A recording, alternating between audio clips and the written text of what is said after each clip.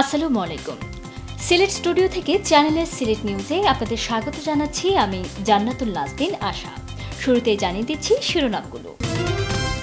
সুনামগঞ্জবাসীর দীর্ঘদিনের প্রাণের দাবি পাগলা জগন্নাথপুর রানীগঞ্জ আউশখান্দি আঞ্চলিক মহাসড়কে রানীগঞ্জ সেতু নির্মাণ কাজের উদ্বোধন করলেন সড়ক পরিবহন ও সেতুমন্ত্রী ওবায়দুল কাদের এমপি। সিলেটে খাদিজার পর নির্মমতার শিকার হলেন আরেক কলেজ ছাত্রী। জকিগঞ্জের রসুলপুর গ্রামের ইছামতি ডিগ্রি কলেজের শিক্ষার্থী ঝুমাকে প্রকাশ্যে কুপিয়ে আহত করেছে এক যুবক। ফেঞ্চুগঞ্জে নির্মিতব্য কুশিয়ারা পাওয়ার প্ল্যান্ট আগামী এপ্রিল মাসে সরকারকে বিদ্যুৎ সরবরাহ করতে সমর্থ হবে, জানিয়েছেন জাতীয় সংসদের panel speaker Mahmudus Samad Chowdhury MP.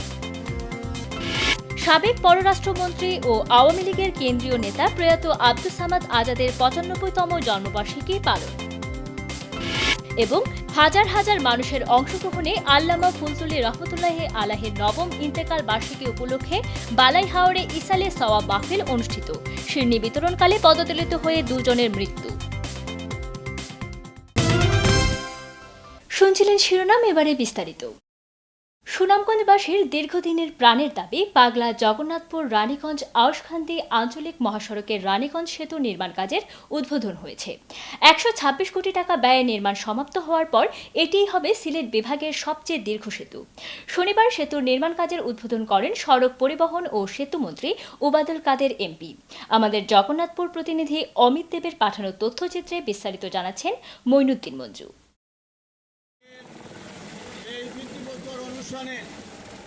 শনিবার সকাল ১১টায় বাংলাদেশ আওয়ামী লীগের সাধারণ সম্পাদক ও সেতুমন্ত্রী ওবায়দুল কাদের এবং অর্থ ও পরিকল্পনা প্রতিমন্ত্রী এম এ মান্নান হেলিকপ্টার যুগে রানীগঞ্জ উচ্চ বিদ্যালয় মাঠে আসেন। এ সময় সুনামগঞ্জ পুলিশের পক্ষ থেকে প্রধান অতিথি এবং বিশেষ অতিথিকে গার্ড অব অনার প্রদান করা হয়।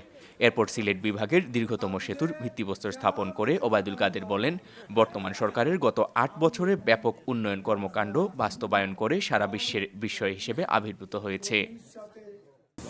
যথেষ্ট কাজ এই সরকারের আমলে হয়েছে। উন্নয়ন অর্জনে এই সরকার আজকে বিশ্বের বিস্ময়। জগন্নাথপুরের রানীগঞ্জে কুশিয়ারা নদীর উপর নির্মিত সেতুটি হতে যাচ্ছে সিলেট বিভাগের সবচেয়ে দীর্ঘ সেতু। সেতুটি নির্মাণে ব্যয় হবে ১২৬ কোটি টাকা। এর দৈর্ঘ্য ৭০২ মিটার। এ সেতু নির্মাণ হলে রাজধানী ঢাকার সাথে ভাটি অঞ্চলের যোগাযোগ ব্যবস্থার সময় ও দূরত্ব কমে আসবে। এজন্য খুশি জগন্নাথপুর এলাকার মানুষ। রানীগঞ্জ তথা জগন্নাথপুর এবং সুনামগঞ্জের মানুষের স্বপ্ন পূরণ হতে যাচ্ছে। আমরা উপকৃত হব। আমরা দীর্ঘদিনের স্বপ্ন রানীগঞ্জ সেতু আমাদের এমপি মন্নান মহোদয় সাহেব মন্ত্রী হওয়াতে আমরা আজকে আশা করতাম পারতাম। আজকে শুধু রানীগঞ্জ সেতু নাম, কিন্তু রানীগঞ্জবাসী নয় সারা সিলেট বিভাগ এই উপকৃত হইব। সেতুটি বাস্তবায়ন হলে প্রবাসী অধ্যুষিত জগন্নাথপুর তথা সুনামগঞ্জ জেলার অধিকাংশ উপজেলা ও সিলেটের বিশ্বনাথ, উসমানীনগর, হবিগঞ্জের নবীগঞ্জ উপজেলার লোকজন স্বল্প সময়ে রাজধানীতে যাতায়াত করতে পারবেন। Moinuddin Manju, channel S news, Sylhet. সিলেটে খাদিজা বেগম নার্গিসের পর নির্মমতার শিকার হলেন আরেক কলেজ ছাত্রী। জকিগঞ্জ উপজেলার রসুলপুর গ্রামের ইছামতি ডিগ্রি কলেজের একাদশ শ্রেণীর শিক্ষার্থী ঝুমা বেগমকে প্রকাশ্যে কুপিয়ে আহত করেছে স্থানীয় এক যুবক। রোববার দুপুরে স্থানীয় কালীগঞ্জ বাজারে যাওয়ার পথে এ নির্মম হামলার শিকার হন ঝুমা। ঝুমাকে বাঁচাতে এগিয়ে এলে ধস্তাধস্তিতে আহত হন তার মা। আহত ঝুমাকে উদ্ধার করে সিলেট উসমানী মেডিকেল কলেজ হাসপাতালে ভর্তি করা হয়েছে। তার অবস্থা এখন আশঙ্কামুক্ত বলে জানিয়েছেন চিকিৎসকরা। উসমানী হাসপাতালে আহত ঝুমা বেগম বলেন, গত বছর দেড়েক ধরে বিয়ের প্রস্তাব নিয়ে নানাভাবে বিরক্ত করে আসছিলেন ওই যুবক, কিন্তু তার প্রস্তাবে রাজি না হওয়ায় রোববার তার উপর হামলা চালায় সে। তাকে বাঁচাতে এগিয়ে এলে তার মায়ের উপর হামলা চালানো হয়। সিলেটের ফেঞ্চুগঞ্জে নির্মিতব্য কুশিয়ারা পাওয়ার প্ল্যান্ট আগামী এপ্রিল মাসেই সরকারকে বিদ্যুৎ সরবরাহ করতে সমর্থ হবে বলে জানিয়েছেন জাতীয় সংসদের প্যানেল স্পিকার, প্রতিরক্ষা মন্ত্রণালয়ের সংসদীয় স্থায়ী কমিটির সদস্য মাহমুদুস সামাদ চৌধুরী এমপি। শনিবার সকালে কুশিয়ারা পাওয়ার প্ল্যান্টের নির্মাণ কার্যক্রম পরিদর্শন করে সাংবাদিকদের সাথে আলাপকালে তিনি কথা জানান। মাহমুদুস সামাদ চৌধুরী এমপি জানান, বর্তমান সরকার বিদ্যুৎ সেক্টরকে সর্বাধিক গুরুত্ব দিচ্ছেন। সেই দিকটি বিবেচনায় নিয়েই কুশিয়ারা পাওয়ার প্ল্যান্টের কাজও গত 9 মাস থেকে দ্রুত গতিতে এগিয়ে চলছে। এখন শেষ মুহূর্তের কাজ চলছে। আগামী এপ্রিল মাসেই সরকারকে বিদ্যুৎ সরবরাহ করা হবে বলে জানিয়ে তিনি বলেন, প্রাথমিক পর্যায়ে সিম্পল সাইকেলে বিদ্যুৎ এবং পরবর্তীতে পুরো কম্বাইন্ড সাইকেলে বিদ্যুৎ সরবরাহ করা হবে। এই প্ল্যান্টে সর্বনিম্ন 163 মেগাওয়াট থেকে সর্বোচ্চ 175 মেগাওয়াট পর্যন্ত বিদ্যুৎ সরবরাহ করা সম্ভবপর হবে বলে জানান মাহমুদুস সামাদ চৌধুরী এমপি। গত 9 মাস আগে আমরা কাজ শুরু করেছি এবং এই 9 মাসে কাজের অগ্রগতি এতটুকু হয়েছে। আমরা মূলত আমাদের সিম্পল সাইকেলের বিদ্যুৎ আমরা সরকারকে দেব, আমাদের পুরো কম্বাইন্ড সাইকেলের বিদ্যুৎ আমরা সরকারকে দেব। এখানে উল্লেখ করা যেতে পারে যে এই প্ল্যান্টে 163 মেগাওয়াট কম্বাইন্ড সাইকেল পাওয়ার হবে এবং শীতের মৌসুমে এটা 170-75ও হতে পারে। দক্ষিণ শর্মা উপজেলার তেতলি ইউনিয়নের বদিকুনাস্থ প্রগতি উচ্চ বিদ্যালয় ম্যানেজিং কমিটির উদ্যোগে শনিবার দুপুরে বিদ্যালয় প্রাঙ্গণে London bureau of band mayor councillor Parvez আহমদের সম্মানে এক সংবর্ধনা অনুষ্ঠানের আয়োজন করা হয়। বিদ্যালয়ের ম্যানেজিং কমিটির সভাপতি আলহাজ সিরাজুল ইসলামের সভাপতিত্বে সংবর্ধনা অনুষ্ঠানে সংবর্ধিত অতিথির বক্তব্য রাখেন লন্ডনের মেয়র কাউন্সিলর পারভেজ আহমদ।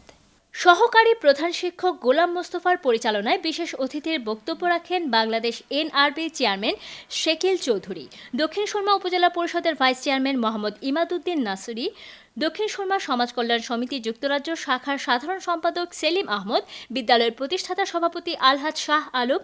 বক্তব্য রাখেন শিক্ষক মৃদুল বরদ আচার্য, বিদ্যালয়ের দাতা সদস্য আফতাব আলী, শিক্ষানুরাগী সদস্য ইকবাল হোসেন আফাজ। অনুষ্ঠানে স্বাগত বক্তব্য রাখেন বিদ্যালয়ের প্রধান শিক্ষক সন্তোষ কুমার দাস।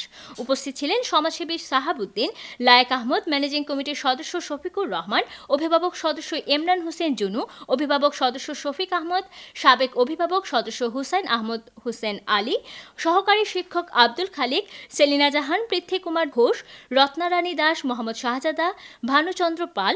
অনুষ্ঠান শেষে বিদ্যালয়ের ডিজিটাল ক্লাসের উদ্বোধন করা হয় এবং সংবর্ধিত অতিথিকে ক্রেস্ট প্রদান করা হয়। তারকা ক্রিকেটার ও জাতীয় দলের সাবেক অধিনায়ক মোহাম্মদ আশরাফুল ইসলাম বিয়ানীবাজার ক্যান্সার ও জেনারেল হাসপাতাল পরিদর্শন করেছেন।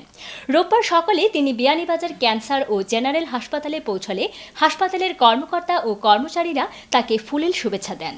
পরে মোহাম্মদ আশরাফুল হাসপাতালের সকল কার্যক্রম একে ঘুরে দেখেন এবং হাসপাতালের ভর্তি রোগী ও আত্মীয় স্বজনদের সাথে কথা বলেন এবং বিয়ানীবাজার ক্যান্সার ও জেনারেল হাসপাতালের মিটিং রুমে হাসপাতালের কর্মকর্তাদের সাথে মতবিনিময় করেন। এ সময় উপস্থিত ছিলেন হাসপাতালের medical director doctor Fazlul Kader, trustee Bajidur Rahman, RMO doctor Golam Sarwar, medical officer doctor Jumara Begum, সহকারী ম্যানেজার ফাতেমাতুজ জোহরা, যুক্তরাজ্য প্রবাসী মুখলিসুর রহমান ছোটন সহ আরও অনেকে। তারকা ক্রিকেটার মোহাম্মদ আশরাফুল হাসপাতালের কার্যক্রম দেখে সন্তোষ প্রকাশ করেছেন। তিনি আশা প্রকাশ করে বলেন, সিলেটের প্রত্যন্ত অঞ্চলে প্রতিষ্ঠিত উন্নত মানের এই হাসপাতালটি এখানের মানুষকে সঠিকভাবে স্বাস্থ্যসেবা প্রদান করবে। চমৎকার একটা হসপিটাল আমি বলবো, খুবই সুন্দর। তো আশা করবো এটা যেন কন্টিনিউ থাকে এবং সার্ভিসটা যেন ভালো হয়। মৌলভীবাজার জেলা পরিষদের নবনির্বাচিত চেয়ারম্যান মুক্তিযোদ্ধা আজিজুর রহমান জেলা পরিষদ কার্যালয়ে প্রথম আগমন উপলক্ষে কর্মকর্তা ও কর্মচারীদের পক্ষ থেকে অভ্যর্থনা দেওয়া হয়েছে। এতে জেলার বিভিন্ন শ্রেণী পেশার মানুষ যোগ দেন। রোববার সকাল 11:30টায় জেলা পরিষদের নবনির্বাচিত চেয়ারম্যান স্থানীয় স্মৃতিসৌধে পুষ্পস্তবক অর্পণ করে শহীদদের শ্রদ্ধা জানান। এ সময় জেলা আওয়ামী লীগের সাধারণ সম্পাদক নেসার আহমদ, উপজেলা পরিষদ চেয়ারম্যান বৃন্দ, পৌর মেয়র বৃন্দ ও স্থানীয় জনপ্রতিনিধিরা সঙ্গে ছিলেন। পরে জেলা পরিষদের কার্যালয়ে যান তিনি। জেলা পরিষদ প্রাঙ্গণে নবনির্বাচিত চেয়ারম্যান আজিজুর রহমানকে প্রধান নির্বাহী কর্মকর্তা বিধায়ক রায় চৌধুরী সহ সকল কর্মকর্তা কর্মচারীরা ফুল দিয়ে শুভেচ্ছা জানান। পরে নির্বাচিত চেয়ারম্যান হিসেবে প্রথম জেলা পরিষদে আগমন উপলক্ষে জেলার বিভিন্ন স্তরের জনপ্রতিনিধি, রাজনৈতিক, সামাজিক ও সাংস্কৃতিক সংগঠনের পক্ষ থেকে ফুল দিয়ে শুভেচ্ছা জানান সবাই। নিয়ে নিচ্ছি ছোট্ট একটা বিরতি, ফিরে এসে আরও যা থাকছে। সাবেক পররাষ্ট্রমন্ত্রী ও আওয়ামী লীগের কেন্দ্রীয় নেতা প্রয়াত আব্দুস সামাদ আজাদের 95তম জন্মবার্ষিকী পালন এবং হাজার হাজার মানুষের অংশগ্রহণে আল্লামা ফুলতুলি রহমতুল্লাহি আলাইহির নবম ইন্তেকাল বার্ষিকী উপলক্ষে বালাই হাওরে ইসালে সওয়াব মাহফিল অনুষ্ঠিত। শিরনি বিতরণকালে পদদলিত হয়ে 2 জনের মৃত্যু।